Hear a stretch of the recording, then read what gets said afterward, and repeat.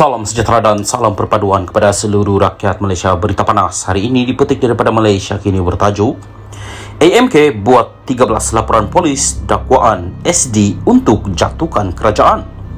Berita penuh, sebanyak 13 laporan polis telah dibuat pemuda PKR AMK di peringkat negeri terhadap dakwaan yang dibuat Menteri Besar Kedah Muhammad Sanusi MD Nor dan blogger Raja Petra Kamarudin berhubung rancangan menjatuhkan kerajaan.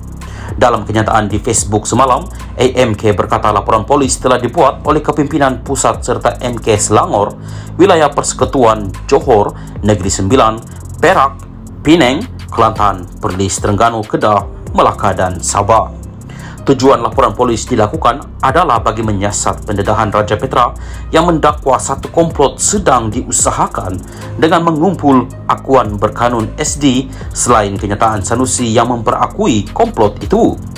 Justru gesaan kepada pihak berkuasa supaya menyiasat gerakan yang jelas bertentangan dengan Seksyen 124B dan Seksyen 124C Kanun Keseksaan dijalankan ke atas individu yang berkaitan. Perdana Menteri sendiri berulang kali menyatakan dia terbuka untuk diuji keabsahan di Parlimen dan kita lihat sepanjang sesi perbahasan berlangsung tahun lalu tidak ada satupun usul yang ditolak atau tidak diluluskan sekiranya majoriti telah tiada menurut kenyataan itu.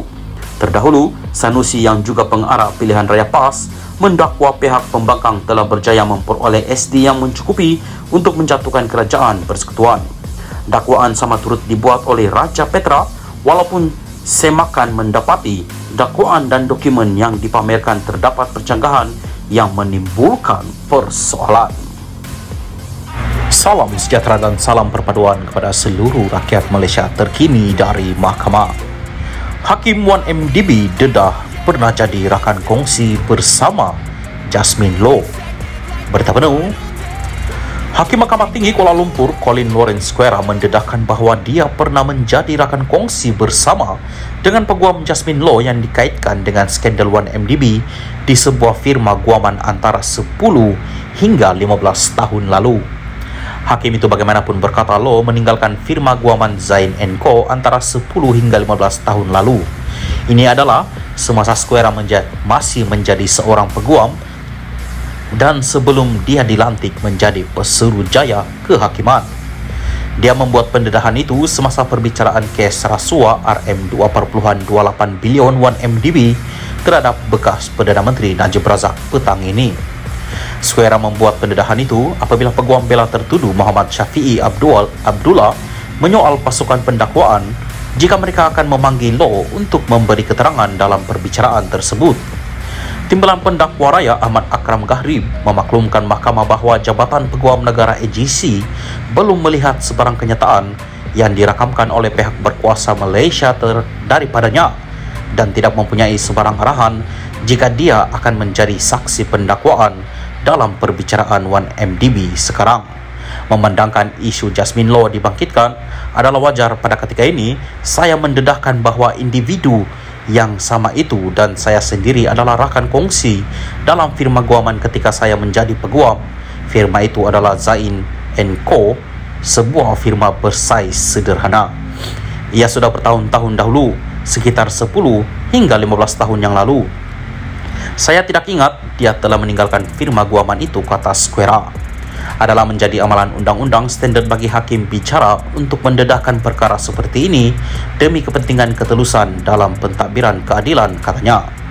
Selepas pendedahan Square, perbicaraan disambung semula dengan Syafiee menyambung pemeriksaan balasnya terhadap saksi pendakwaan ke-44 Kevin Michael Swimpelai, bekas jurubank dengan BSI Bank Cawangan Singapura yang tidak lagi beroperasi.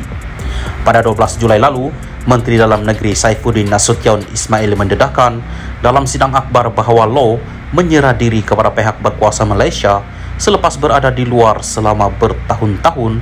Sehari kemudian, melalui peguamnya dari firma guaman Amren Bond, bekas eksekutif 1MDB yang baru ditangkap itu berkata bahawa dia mahu membantu pihak berkuasa dalam mempercepatkan usaha pemulihan aset berkaitan skandal berkenaan. Bekas Menteri Keuangan Najib berdepan 4 pertuduhan salah guna kuasa dan 21 pertuduhan pengubahan wang haram membabitkan RM2.28 bilion daripada 1MDB.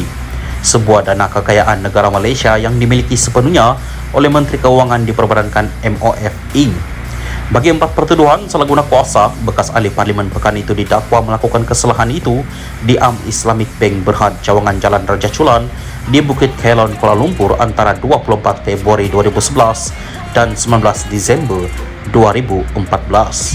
Bagi 21 pertuduhan pengubahan wang haram, tertuduh didakwa melakukan kesalahan itu di bank sama antara 22 Mac 2013 dan 30 Ogos 2013.